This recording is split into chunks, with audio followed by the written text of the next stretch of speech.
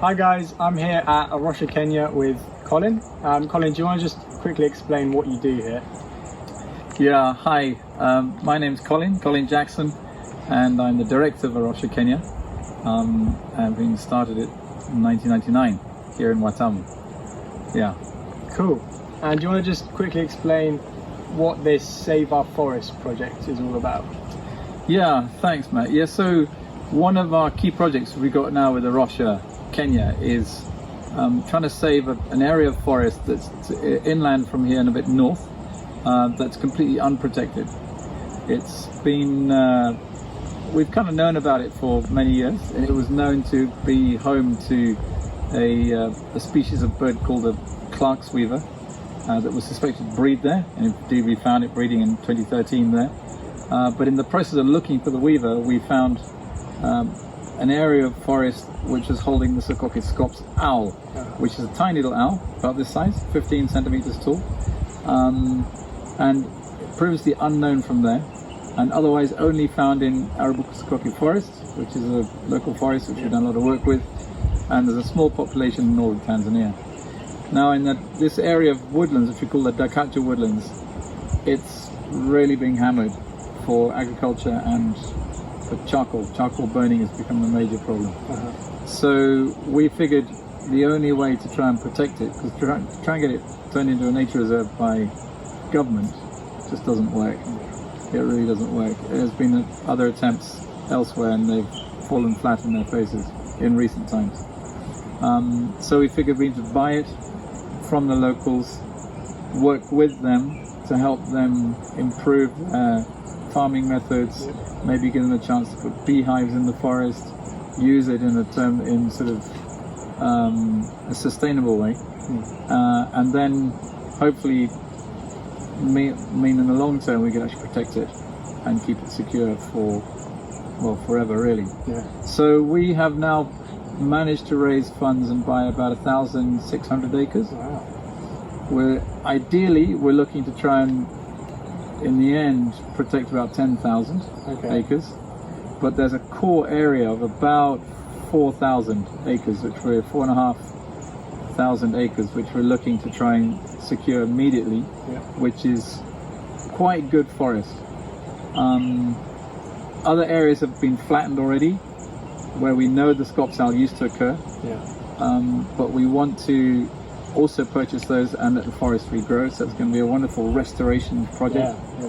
But what we want to do now is to secure the forest which is still there, so that the owls can survive, and then as we restore the forest they can extend back into it. So that's kind of what Save the Forest project's about. It's securing this bit of woodland which is literally going up in smoke as we speak. Here, standing here, I know for sure that there are trees being burnt and that forest is being cleared. So we have found ourselves in a crisis actually, and so we are seeking for funds wherever we can. So obviously anyone who's keen to buy a patch of forest in Africa to keep it for scops owls, and there's another little animal called a golden rumped sengi or elephant shrew, about this size and with a tail about this big, that's only found here in the whole world, and Dakacha is one of the 3 sites it's known from. That's another animal which is in that patch of forest that we're trying to protect. So we've got a website, a GoFundMe page which people can donate to, or through A Rocha International, we're very grateful for whatever funding we can get. Cool, that's great. Do you guys have any prayer requests for this project?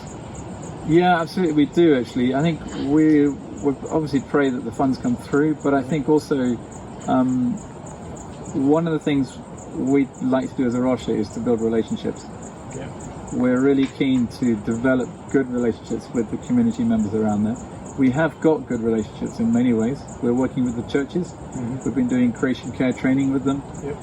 We've been doing this farming God's way training, which is a really good way of farming, also known elsewhere in the world as restorative farming. It's basically restoring the soil, and it increases productivity hugely. So we're doing that with them, but also we want to go beyond that really, and to really have an impact and see lives transformed. through the work there, and hopefully give people hope for the long term, really, in many respects. So do pray for our relationships with the people.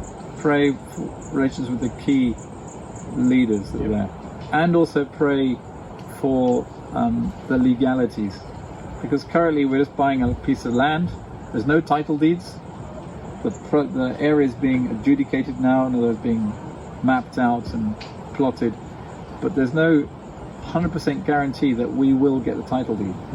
Because land grabbing, as we call it in Kenya, is huge here, and there is definitely chances that someone will just want to take it for themselves. So pray that we will have good relationships with the government officials, and that they will honour what we have bought and we have had signed and all the rest of it with the neighbours and the chief and so on. So I think those are the key things. Cool. That's great. Thank you.